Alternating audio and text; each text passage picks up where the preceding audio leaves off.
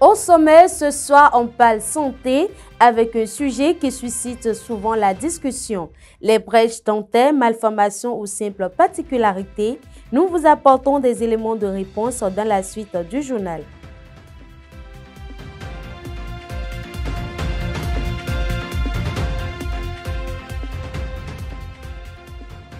Pour finir, les lacs et plans d'eau considérés comme inépuisables sont désormais menacés par l'activité humaine et le changement climatique.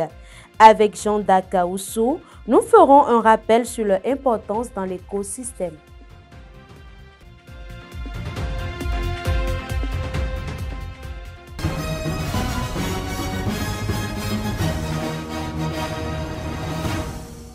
Fidèles internautes de Le Rural Béni TV, bonsoir et merci de nous rejoindre pour ce nouveau numéro de votre journal. Le temps demain matin à Karimama, demain matin, le ciel sera entièrement couvert de nuages. La température sera de 25 degrés Celsius, mais la température ressentie sera plus chaude, soit 28 degrés Celsius. Dans l'après-midi, une forte pluie est attendue. Le mercure affichera entre 29 degrés Celsius et 33 degrés Celsius. Le vent soufflera en moyenne à 11 km par heure en provenance du sud-ouest. À Toribosito, dans la matinée, le ciel sera totalement couvert de nuages avec une température de 25 degrés Celsius ressentie à 28 degrés Celsius. Dans l'après-midi, le ciel restera nuageux. Le mercure affichera entre 29 degrés Celsius et 32 degrés Celsius. Le vent soufflera en direction sud-sud-ouest à une vitesse de 18 km par heure. Elles attirent parfois les regards et suscitent des avis partagés. Longtemps considérées comme une simple particularité physique, les brèches dentaires peuvent pourtant révéler des problèmes de santé bucco-dentaire. Malformations ou non, elles suscitent aujourd'hui de plus en plus d'interrogations. Shekinat Adjaro et Pierrot Dedila pour le reportage. Les brèches dentaires sont des espaces visibles entre les dents. Il n'est pas rare de rencontrer des personnes qui présentent ces ouvertures. Si certains les considèrent comme une simple particularité physique, d'autres ne sont pas de cet avis. Les brèches dentaires, c'est la sorte de fissure qui se trouve au niveau des dents. Et bon, moi je trouve que c'est quelque chose de naturel, quelque chose qu'on acquiert à la naissance, c'est pas tout le monde. La brèche dentaire, ça arrive en traversant l'âge quoi. Genre, au fur et à mesure qu'on grandit, selon les conditions, maintenant il y a certaines choses que peut-être que nous mangeons, des aliments durs qui vont provoquer le déplacement des dents qui ne sont pas encore mûres. Ces espaces plus marqués chez certaines personnes que chez d'autres s'expliquent par plusieurs facteurs. Pour les causes, il y a des causes d'ordre génétique. Il y a de causes externes. Ouais. Les causes d'ordre génétique, ça veut dire que ça ne dépend pas de l'individu. L'enfant a hérité de ses parents.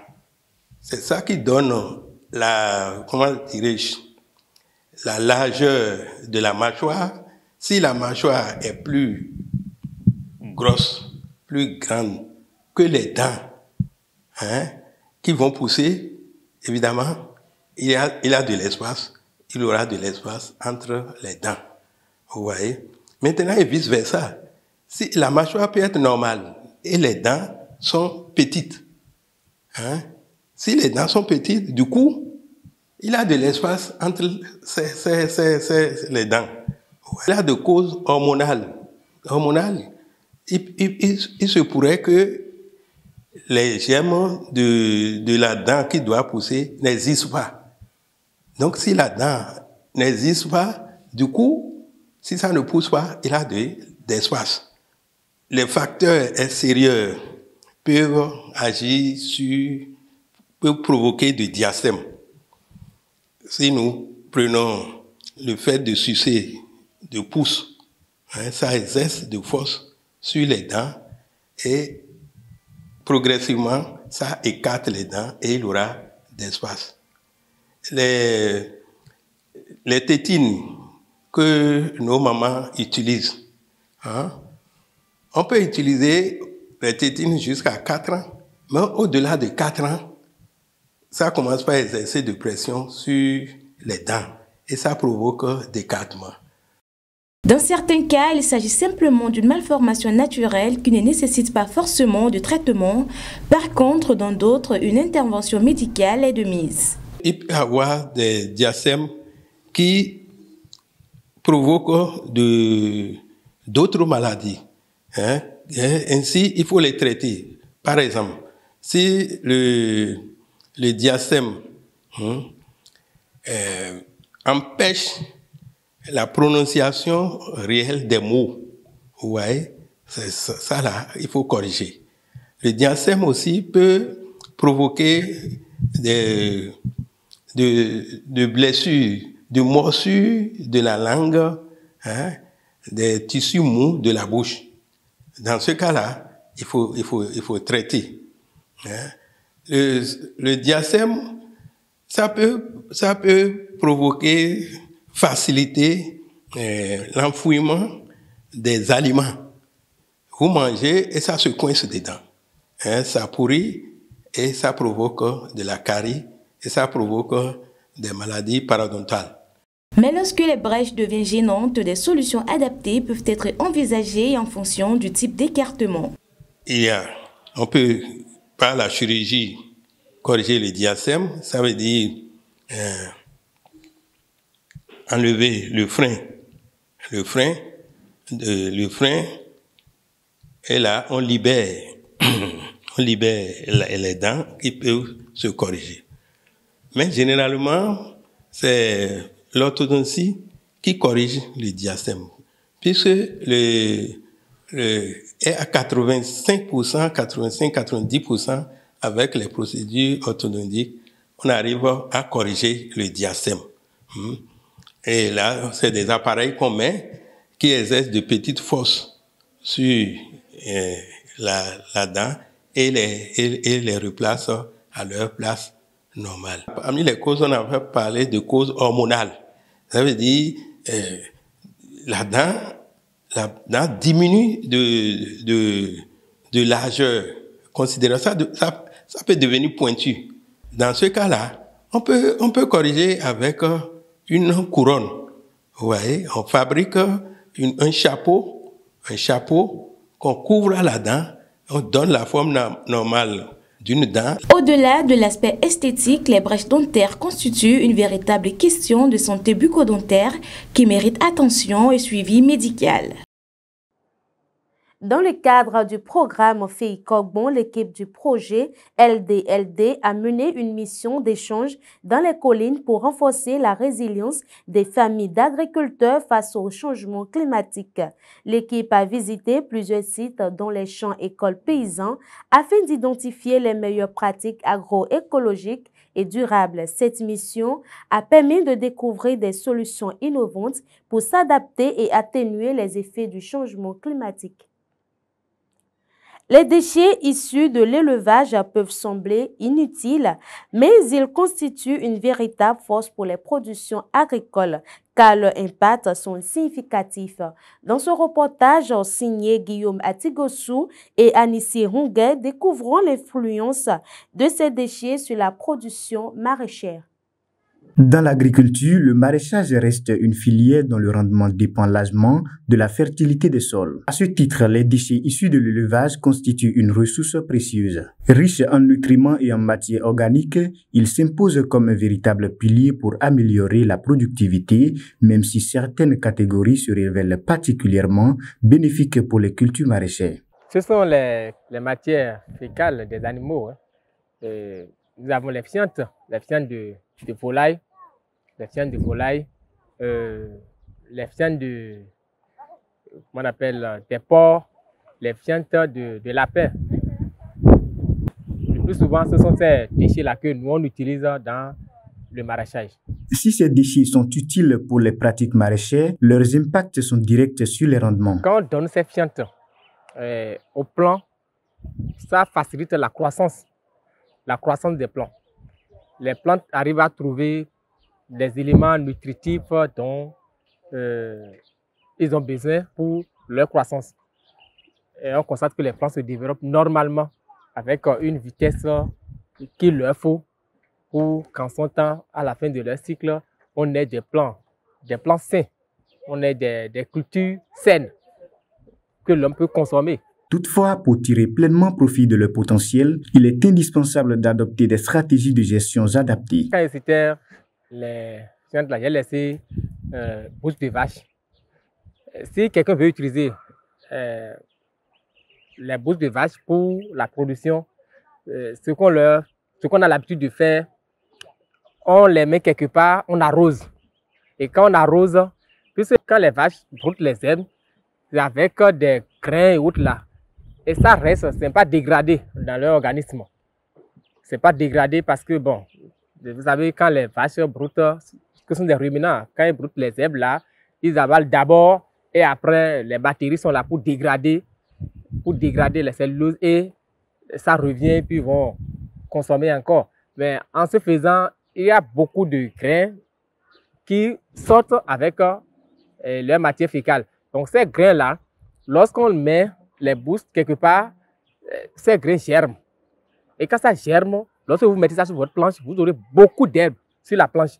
Donc pour éviter ces herbes-là sur la planche, il faut arroser d'abord la bouche. On arrose et quand on arrose, les grains là germent, ça pousse.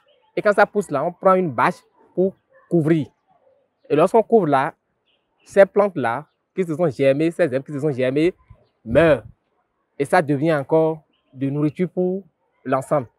Et après, on met ça sur les planches. Quand on met ça sur les planches, il n'y a plus de soucis. Les déchets issus de l'élevage tant négligés constituent une essence pour les productions, mais il faut une gestion préalable pour réduire leurs impacts négatifs et d'optimiser leur contribution à la fertilité des sols.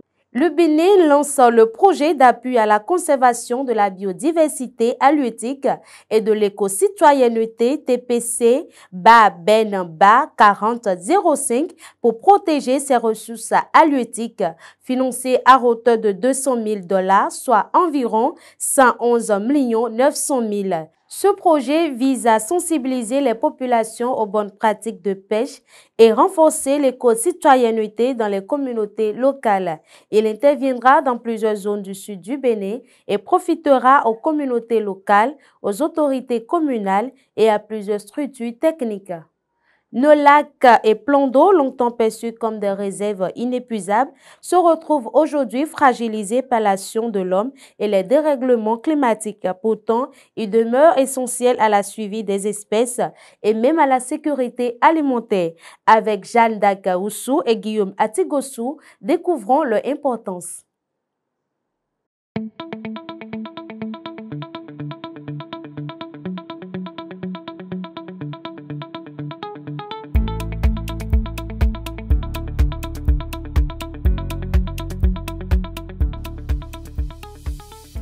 Les lacs, cours et plans d'eau qui composent l'écosystème aquatique jouent un rôle vital non seulement pour la suivi des espèces, mais aussi pour l'équilibre de notre biodiversité. Sans les lacs, vous n'avez pas les ressources halieutiques, vous n'avez pas les ressources aquatiques. Donc, imaginons que nous enlevons les lacs. Ça veut dire que nous n'aurons plus toutes ces ressources, vous n'aurez plus de poissons. Et même la mer, vous allez voir que la mer sur le continent, si je peux parler ainsi, se partage en lacs. Sur les plans d'eau, sur le continent, vous avez les lacs et tous ces lacs aboutissent en milieu marin. C'est grâce à ces lacs que la mer également se régénère. L'eau de pluie qui tombe sur le continent passe par les plans d'eau pour rejoindre la mer. Et depuis la mer, vous avez l'évapotranspiration qui ramène l'eau, je vais dire, au ciel, sur notre tête en haut, et c'est ça qui se transforme en pluie et qui revient. Donc c'est un cycle. Vous comprenez que sans les plans d'eau, il nous sera difficile d'avoir ce cycle-là. Donc ça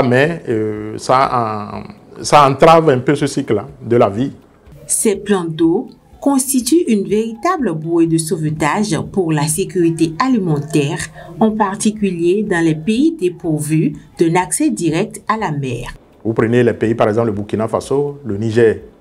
Le Niger, oui, le Mali, ces pays qui sont enclavés, qui sont des pays de l'Interland au Bénin, qui n'ont pas la mer, c'est par les plans d'eau qu'ils vivent, qu'ils ont les produits de mer. Les produits, les poissons, les ressources halieutiques, c'est grâce à ces plans d'eau que les autres se nourrissent. Et vous comprenez que dès que nous avons les plans d'eau, tout autour des plans d'eau, nous avons de l'agriculture. Vous comprenez? Donc, les gens ils peuvent faire du jardinage, ils peuvent faire beaucoup de choses. Donc, sans les plans d'eau, il nous sera vraiment difficile de vivre, surtout pour les pays qui sont loin de la mer. Mais derrière ces atouts se cachent de réelles menaces. Les ressources aquatiques, essentielles à la vie, subissent de plein fouet les pressions des activités humaines. Les menaces qui pèsent sur la biodiversité sont de plusieurs types. Vous avez les menaces anthropiques, c'est-à-dire liées à l'homme. Et c'est ça qui est plus dangereux, ces menaces-là, parce qu'aujourd'hui, nous prélevons les ressources sans contrôler. On devait prélever les ressources en tenant compte de leur rythme de reproduction, ce qu'on ne fait pas. À part la pollution, il y a la pêche qui est encore un grand danger pour les ressources halieutiques et pour les plans d'eau également. À part ça, pour les plans d'eau, nous avons encore l'eutrophisation. Ça veut dire quoi? Ça veut dire que les plans d'eau sont appelés à disparaître si nous ne faisons rien parce qu'on jette tout ce qui est déchet dans les plans d'eau. Au fur et à mesure, les plans d'eau commencent par se combler. Les plans d'eau qui, à 30 ans, 40 ans, étaient à 10 mètres, aujourd'hui sont peut-être à moins d'1 mètre. On peut même marcher dedans et traverser. Donc, si nous ne faisons rien, ces plans d'eau vont disparaître. Le réchauffement climatique, conjugué à la déforestation, accélère le comblement progressif des lacs et met en péril la pérennité de ces milieux fragiles. Le réchauffement climatique, ça pèse l'espace. Il y a le comblement des lacs. Si la profondeur du lac diminue, par exemple, il y a des ressources qui ne peuvent pas vivre parce que la température va monter, parce qu'il y a le reflet du soleil qui tape la surface du lac. Et si la profondeur n'est pas assez grande, ça veut dire que le fond du lac, ça s'échauffe. Et tout de suite, ces ressources qui y vivent vont se déplacer à la migration de ces ressources-là. Il y a les mangroves. Si on coupe les mangroves, les bois de mangroves, ça veut dire qu'on ouvre la porte à la dégradation des berges. Et la dégradation des berges, on va assister à un comblement du lac qui n'est pas une bonne chose pour les ressources en général. Face à ce constat, la sensibilisation des populations apparaît comme une urgence. Préserver nos ressources naturelles, c'est garantir l'avenir et l'équilibre de toute la biodiversité.